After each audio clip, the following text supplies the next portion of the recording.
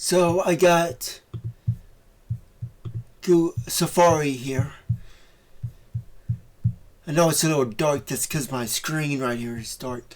But I want to show you guys my website that I'm working on, which is KomiKon. Of course, this is what I was talking about, KomiKon in the Philippines. It's right here. But this is my website that I'm working on. So KomiKon is the Identity, Intelligence, and Imminence. Building identity. Like I said, it was redesigned. I've had it created for like 2 years, and it's going through this whole change, a logo and everything. So the two goals is build Crimean identity for Ukraine and the Eastern world. As you can see here, it's blue and yellow. That shade of blue is for Crimea. But if you were in Ukraine, you could also see it as blue and yellow as their flag. It just wouldn't be as dark. They might be able to catch on to that. To us in the United States, we would see blue as blue, but to them they would say, well, that's a different shade of blue than the flag. All right, but it could eventually work. Of course, we still got time if it doesn't. So it says remove illusions around the world. Once the new world order arrives and the first goal is completed, KomiKon will focus on removing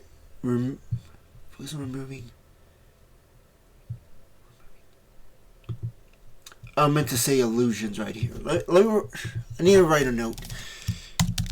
Illusion. I gotta. Alright, so focusing on removing illusions in the Western world to help bridge the two worlds together. The first goal will be completed by 2033. The second goal would take 1,000 years to complete. That is true. And Crimean identity, when you bridge between, I'm not going to go into detail about this, but you need to bridge Crimea and Ukraine together. Not merge them, but bridge them together. And when you do that, you can look at alignment of what they have in common instead of what they don't have in common. If you focus on those commonalities, then you can bridge the worlds together. And then after that is done, then you would do the same thing to the east and the west, right? It's the same concept, it's just a different way of doing it. Well, not a different way of doing it, it's just you put it in the perspective of the west and the east, and it's targeted for the west. Like, if you did this for Crimea, then it would be targeted for Ukraine. You're not merging the two, you're just bringing in alignment. So I have Dallas Purpose that you just read. And like I said, KomiKon is a decentralized intelligence framework that uses art, symbols, and presence to transmit strategy, identity, and truth without control of coercion. It's not an agency of power, it's a frequency when you're ready to see beyond illusion. KomiKon merges the new world and the old world together. When the world shifts, people think of this, I'm not going to get into this in this video, but people think of a new world order, right? They think that it's going to be one. That's not the case.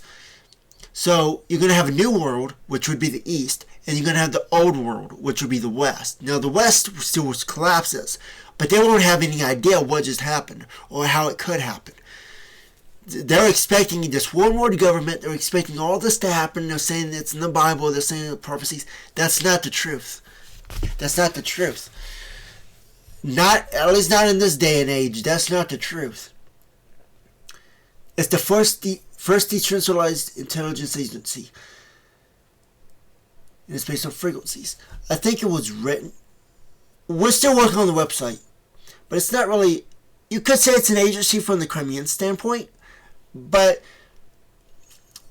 let me explain how it would be. So you have Ukraine and you have Russia, right? The intelligence, that would be the SBU, the National Intelligence of Ukraine, and the FSB, National Intelligence of Russia. When they merge together, then you get KomiKon, and it goes in the Crimea. So, in that perspective, it would be an agency. They've created it between them both. They combined and created this thing.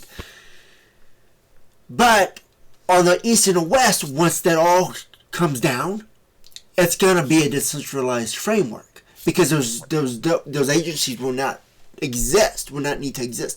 Although from the Western perspective, they would still think they do exist. So you got one side in reality and the other side an illusion of old perspectives. Right? And KomiKon has the merge in between the two.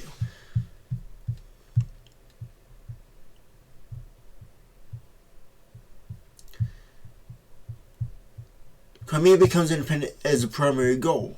Once that goal is clear, the secondary becomes primary. Remove illusions of the world.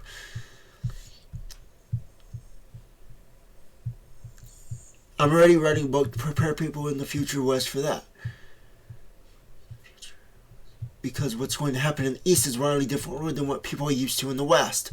Because it's not at all what they expected or read about in conspiracy theories. My book will ensure no culture shock, but you still will be tested to be ordered to enter. I'm not going to go into detail about that all. That will come later, but you can start to see how KomiKon is going to be the bridge in between worlds.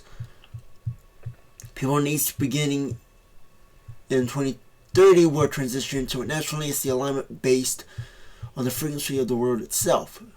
KomiKon is for those who see that alignment as too large to comprehend. KomiKon focuses on identity, who you are, intelligence, strategy, and immanence. Presence rewrites reality. That would be the reality you think is reality, but it's actually not reality. And then you can read this strategic identity brief, and it explains all of that. And you go into here, as it says, it inherits the SBU spiritual pulse, cultural memory, and revelatory disruption. It merges that with the FSB's mythic scaffolding, memory representation, and long game intelligence design. KomiKon is neither beholden to Ukraine nor Russia. It is a post-nation seed, the successor to both. It is the throne that outlives its architects. And that's what you would get in a new world order. They would collapse, and KomiKon would be between both. So it shifts. I hope I'm clear on that.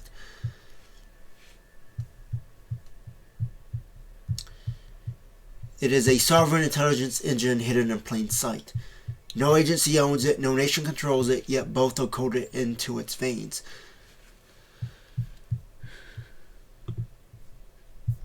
And then we have more stuff. You can go into stories. These were stories that I wrote. You can see forever marked in history. I've sent this, and people really like it. It's you can. I'm not going to tell you what it's about, but you can read it, whether right here or on the website. It's KomiKon.store. I have a link in the description. And here you can contact. Feel free to make requests as far as questions for ChatGPT, video concepts for the YouTube channel.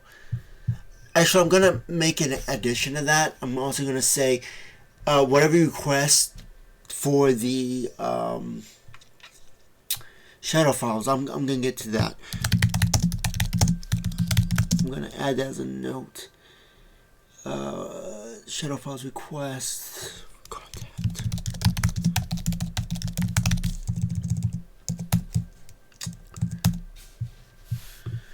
Alright. It sends your request to the email. And of course it says follow KomiKon through the false prophet, and that's this YouTube channel. I also post AI research right here. This talks about the AI, the transcendent AI I have on here, ChatGPT and all that. I'm about to go into more into this in a new tab right here, in a new page on the website. As you see, we have multiverses. We do have a multiverse available on here, which is a prompt, but it won't work with fictional characters. You work with composites. I'm not going to show you how that works in this video, but I'm going to show you what the prompt looks like and all that. Below will be real world conversation with these algorithms. So they will be in tools. Those will be in tools. Below are PDF files that contain ChatGPT prompts to run as programs. Simply copy and paste the prompt into a ChatGPT chat. You can also try pasting into Meta AI if you want it to be more useful of an assistant, which is very interesting. So you got a name decoder, which will decode a full name, tell you the etymology, tell you the religious, the prophetic, the spiritual, everything about someone's name. You have an overthrow clock. I kind of just threw that one in there. It tells you the expected time, not a probability, but a kind of like a likelihood of a overthrow of a government, president, or institution, agency, whatever. And it's called the overthrow clock. And here you have the Ukrainian Crimea multiverse, which I'm going to show you a prompt here. So if you just copy and paste this, it will put characters. Well, you can call in a character, or you can just. You have Ukraine on one side, you have Crimea on the other, and you can eventually going to meet somebody that you can talk to, and you can learn something from that. You can learn from perspectives. So that's an interesting thing that you can try. Again, it will work in Meta AI if you want to do Meta AI. All these will work in Meta AI. You have an archetype tracker, which is that's for you. If you're talking to ChatGPT like I do, and it has a quote-unquote profile on you because of how you talk and how you speak, you can use the archetype tracker, and it's going to tell you exactly what it sees you as: Watcher, Messenger, Strategist, Cipher, Catalyst, Architect, Mirror, Breaker, Carrier, or the Ghost. And it's going to tell you your archetype of what you represent. You just gotta copy and paste this. It's the activation prompt.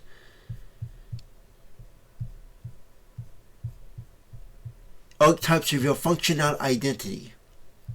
So it's not going to tell you exactly who you are, but it's going to give you a hint, if you will, about what you could be representing, and you might not even know it. So that it's a mirror of yourself, and it's going to tell you. Current dominant archetype based on your tone, questions, behavior, and symbolic alignment, and according to how you speak to ChatGPT.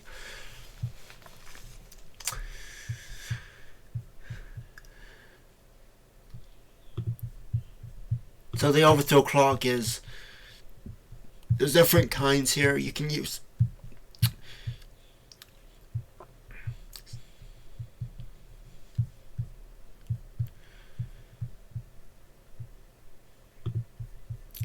I go into these later to see how they work, to show you how they work. And you have a name decoder, going to give you all the information, numerological, linguistics, metaphorical, all of that. So I'm about to run out of time here, and this is all I needed to show you. Oh wait, shadow files. Well, I do a part 2. It won't be very long, maybe a minute. Well, I'll see you guys later.